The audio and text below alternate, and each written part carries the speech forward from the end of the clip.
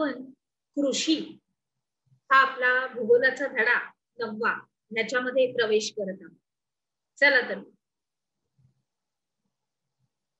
आपण काय बघतोय, एक चित्र बघतोय आणि आपल्याला बघायचंय आणि सांगायचंय. बघा, अगदी नीट निरीक्षण करूया आपण या चित्राचं. ग्रामीण भागातलं हे एक घर आहे. काय आहे? ग्रामीण भागातलं एक घर. बघा किती छान तिथं कुत्रा दिसतोय, पट्टा गळ्यात घातलेला, कोंबड्या, इथं आपली गाईची छोटी छोटी वासरं दिसत आहेत, तिकडे म्हस बांधलेली आहे आणि गाय आहे, पलीकडे शेत आहे. आपले शेतकरी दादा आपलं आवडं घेऊन बघत आहेत आणि आपल्या ताई काय करतायत? गवत चारा आपल्या वासरांना खायला देत आहे. तिकडं एक व्यक्ती बसलेली आहे जी कोंबड्यांना त्यांच्या टोपलीखाली घालत आहे. तिथं नांगराचा फाळा दिसतोय, त्याच्यानंतर आपलं बैलगाडीचं चाक पण अर्ध दिसतंय आणि सुंदर आणि अतिशय छान असं कौलारू घर छोटस आपल्याला तिथं दिसतंय. आणि बाजूला बघितलं तर अजून थोड्या अंतरावर सुद्धा असंच घर आहे आणि बहरलेलं शेत आणि आजी म्हशीचं दूध काढताना दिसत आहे. खरोखर खूप सुंदर असं हे ग्रामीण भागातलं हा घर आणि घरातल्या काही व्यक्ती आपण बघत आहोत. खूप मनाला आल्हाद आणि शांतता देणार असं हे चित्र आहे. बघितलं? चला पुढे जाऊया. तर आकृती 9.1 ही बघायची आणि काही प्रश्नांच्या आधारे वर्गामध्ये चर्चा करायची असं आपल्या पाठ्यपुस्तकामध्ये आपल्याला दिलेलं आहे. चला आपण आपले प्रश्न तरी बघूया. चित्रात काय काय दिसत आहे ते सांगा. शेळ्या व कोंबड्या का पाळल्या जात असतील? चित्रामध्ये कोणकोणती अवजारे दिसत आहेत आणि या अवजारांचा उपयोग कशासाठी करत असतील? चित्रात दाखवलेल्या कृती कोणत्या व्यवसाय प्रकारात येतील? त्याच्यानंतर या लोकांचा मुख्य व्यवसाय कोणता असेल आणि चित्रातील घर हे कोणाचं असेल? तुमच्या रोजच्या जीवनात तुम्ही वरीलपैकी कोणती उत्पादनं वापरता? आता आपण हे प्रश्न बघितले. आपण जेव्हा आपलं चित्र बघितलं त्याच वेळेला आपण भरपूर गोष्टींची चर्चा केली. त्या घराला आपण संपूर्णपणे निरीक्षण करतानाच आपल्याला बऱ्याच गोष्टी लक्षात आल्या आणि या प्रश्नांची उत्तरं त्यांनी आपण सोडवू शकतो. तर त्याची नोंद तुम्हाला तुमच्या वहीमध्ये करायची आहे. आता पुढे बघूया आपलं भौगोलिक स्पष्टीकरण काय आहे ह्याच्यामध्ये. तर वरील चित्रामध्ये शेतातली पिकं, घराजवळील नांगराचा फाळ या बाबी आहेत. यावरून ते एका शेतकऱ्याचं घर आहे हे आपल्याला कळतं. शेतकरी शेळ्या, गाई, म्हशी, कोंबड्या पाळतो आणि या गोष्टी देखील त्या चित्रामध्ये दिसत आहे. यातून त्याला दूध, अंडी आदी उत्पादनं मिळतात. कोंबड्या आणि शेळ्या विकून त्याला पैसा मिळतो आणि या सर्व कृती तो उदरनिर्वाहासाठी करतो. कशासाठी करतो? उदरनिर्वाहासाठी. म्हणजेच काय? तर रोजची भाकर आपली खायची ती मिळवतो. बरोबर आहे? म्हणजे जेवणासाठी.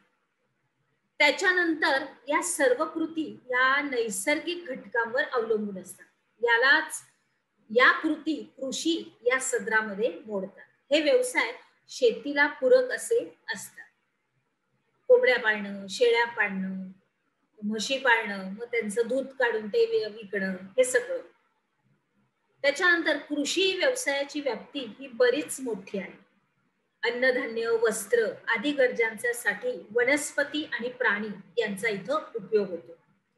शेतातील पिकांच्या उत्पादनाबरोबरच गुरे, शेळ्या, मेंढ्या, कोंबड्या पाळणं, त्याचबरोबर रेशमाचे किडे, मधमाशा पालन, फुलबाग, फळबाग, मत्स्यपालन म्हणजेच मत्स्य शेती, त्याच्यानंतर वराह पालन, एमू पालन इत्यादी व्यवसायांचाही ह्यांचा समावेश कृषीमध्ये केला जातो. कृषी व्यवसायामध्ये मनुष्यबळ, प्राणी, अवजार तसंच इतर विविध अशी साधनं वापरली जातात. मग आधुनिक तंत्रज्ञानाचा तिथं उपयोग केला जातो. कृषी व्यवसायामध्ये शेती हा सर्वात महत्वाचा आणि प्रमुख हा व्यवसाय मानला जातो. आलं इथपर्यंत लक्षात? अगदी सोपं, सुटसुटीत आणि खूप असं चांगलं स्पष्टीकरण आहे हे, आणि मुद्दे सुद्धा अगदी सुटसुटीत आहेत. पटकन लक्षात आलं असणार. चला पुढे जाऊया. आता पहा बरे जमते का, याच्यामध्ये पारंपरिक ते आधुनिक कृषी संबंधित काही कृती केलेल्या आहेत आपल्याला दिसत आहेत. आपल्याला पहिल्या चित्रात दिसत आहेत की काही आदिवासी मंडळी पिकं कापतायत. त्याच्यानंतर आपण बघतोय आपले शेतकरी दादा आपल्या बैलांना, आपली बैलाची जोडी घेऊन नांगराने शेती नांगरत आहे. आणि तिसरं चित्र आहे आपल्या आधुनिक ह्याचं, ट्रॅक्टरनी शेती केली जाते, म्हणजे ट्रॅक्टर फिरवला जातो. त्याच्यानंतर आपण बघतोय पाण्याचा पहिला स्रोत कसा आहे, पाईपलाईननी असा, आणि दुसरा आधुनिक रीतीने, आणि तिसरं अजून त्याच्यामध्ये बदल केलेला. इथे आपल्याला कुक्कुट पालन दिसतंय की कसं घराच्या ह्याच्यामध्येच आवारामध्ये आहे, आणि इथं छानपैकी असा झाप बनवलाय, त्याच्यामध्ये ते ठेवले जात आहेत. आणि इकडे पोल्ट्री फार्म दिसते, पोल्ट्री फार्म. काय दिसते आपल्याला? काय दिसते आपल्याला? पोल्ट्री फार्म म्हणजे कोंबड्यांची पैदास, अंड्याची पैदास केली जाते. चला पुढे जाऊ. चित्राचं निरीक्षण करा आणि चित्रामध्ये कोणते बदल दिसतात यावरून चर्चा करा. तर पारंपरिक कृषी पद्धत आणि आधुनिक कृषी पद्धतीत या संत्रात काय फरक आहे? आपण आपल्या भौगोलिक स्पष्टीकरणामध्ये प्रवेश करूया की वरील चित्राचं जर तुम्ही निरीक्षण केलं तर कृषी व्यवसायामध्ये कालानुरूप असे झालेले विविध बदल आपल्या लक्षात येतात. पूर्वी आदी मानवाला जंगलात भटकायला लागायचं, मग त्यातून मिळालेल्या उत्पादनातून तो आपला उदरनिर्वाह करायचा. नंतर त्याला शेतीची कल्पना सुचली, मग त्यांनी शेतीमधून जास्तीत जास्त उत्पादन तो घ्यायला लागला. मग त्याच्यामधून वर्षासाठीच्या अन्नधान्याची तरतूद हा मानव करायला लागला. मग आता शेतातील पिकांबरोबरच मानव पशुपालन, मत्स्यपालन, मधमाशी पालन, फुलशेती, फळशेती याद्वारे उत्पादनं घेऊ लागला. मग आता पूर्वीचं भटकं जीवन गेलं आणि मग तो एकाच ठिकाणी राहिला आणि कृषी संबंधी हे विविध व्यवसाय तो करू लागला. आता वरील चित्रामध्ये आपण कृषीत घडून आलेले काही विविध बदल बघितले, बरोबर? आपण विविध बदल तर बघितले. मग आता आपण या कृषी या सदराच्या खाली विविध व्यवसायांची ओळख करून घेऊया. चला, तर मग आता ह्या विविध व्यवसायातील विविध उत्पादनं आपण आपल्या रोजच्या जीवनामध्ये वापरतो, बरोबर आहे? म्हणजे व्यवसायांना शेतीपूरक व्यवसाय असं म्हणून ओळखलं जातं. तर पहिलं आहे त्यातलं पशुपालन. काय आहे? पशुपालन. तर वेगवेगळ्या पशूंचं पालन करून त्याच्यापासून विविध उत्पादनं घ्यायची, त्यांचा विविध कामासाठी असा वापर करायचा आणि आपला निर्वाह हा चालवायचा. हा पशुपालनाचा मुख्य उद्देश आहे. त्याच्यानंतर आपण बघतोय गुरेपालन. गुरेपालन मध्ये येतं की गाय, बैल, मेंढा इत्यादी जी जनावर आहेत ती शेतीसाठी त्यांचं पालन केलं जातं. मग शेतीच्या कामामध्ये वापरता येणारी ही दुभती जनावर पाळणं हा एक व्यवसायच आहे, बरोबर? आले लक्षात इथपर्यंत? पुढे जाऊया. मिश्र शेतीचा तो एक अविभाज्य भागच आहे जणू. त्याचं स्वरूप हे आधुनिक व्यापारासारखं आहे. कसं आहे? आधुनिक व्यापारी.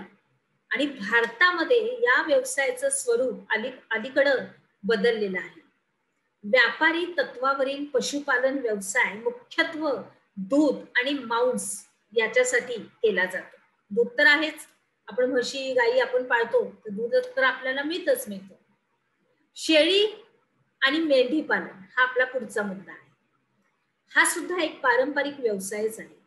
शेळी पालन आणि मेंढी पालन हे डोंगराळ तसंच थोडस निमोसाड आणि कोरड्या हवामान प्रदेशामध्ये केले जाणार हे एक व्यवसाय आहे, बरोबर? इथपर्यंत लक्षात आलं? चला पुढे जाऊया. आपण काय शिकलो या विभागामध्ये? खालील विधानासाठी योग्य पर्याय निवडा. ह्याच्यामध्ये आपण बघणार आहोत की या शेती प्रकारामध्ये पीक बदल केला जातो, मग ते कोणत्या? पर्याय दिलेले आहेत. शेतीसाठी दुसरा आहे, शेतीसाठी खालीलपैकी योग्य पर्याय द्या. पर्याय दिलेले आहेत. अर्थात ह्याची उत्तरं आणि तो प्रश्न व्यवस्थित आपल्या वहीमध्ये नमूद करून ठेवायचा आहे. चला तर मग आपण आपल्या पुढच्या विभागामध्ये प्रवेश करूया.